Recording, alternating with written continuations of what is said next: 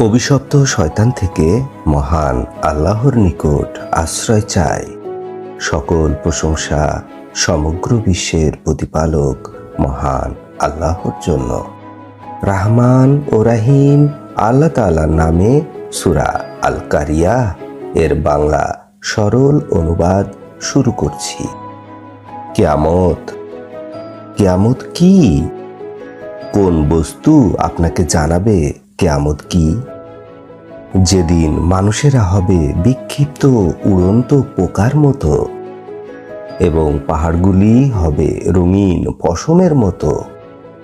অতঃপর যার নেকির পাল্লা ভারী হবে সে সন্তোষজনক জীবনের অধিকারী হবে।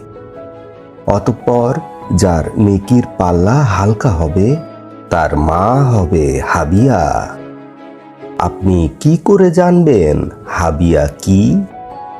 উত্তপ্ত আগুন। আলহামদুলিল্লাহ রাব্বিল আলামিন।